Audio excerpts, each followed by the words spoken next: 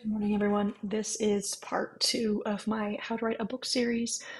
If you are just finding the video for the first time, I highly recommend watching part one first because these are going to build on each other as they go.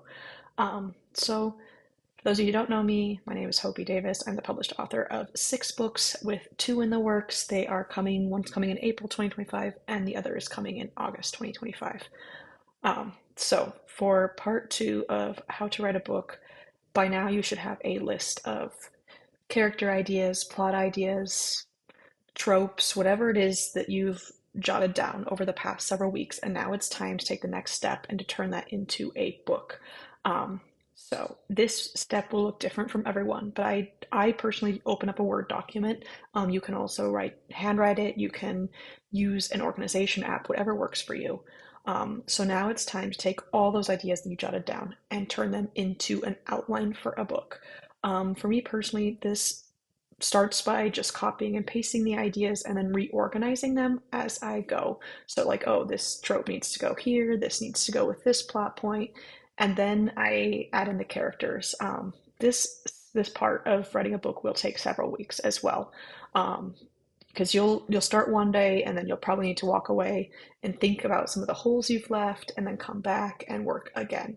But by the end of this step, you should have an outline plot, even if it's bare bones, even if it's like one sentence per I want this to happen, then this to happen, then this to happen.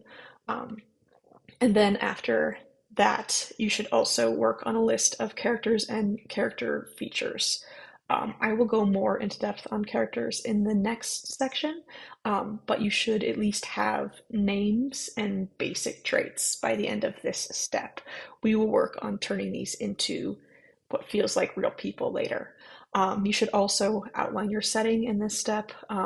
Where is it? What are the people they're like? What's the government like? What language they speak? That should all just be jotted down in a list form, either at the beginning of your plot list or at the end, whatever works for you.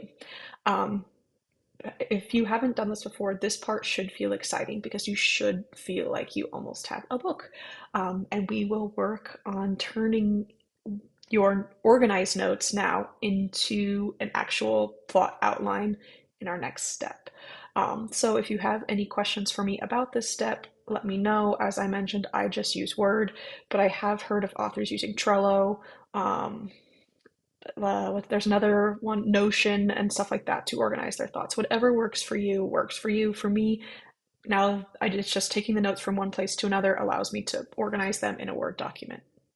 So let me know what else you want to see in this series down below and give me a follow for part 3.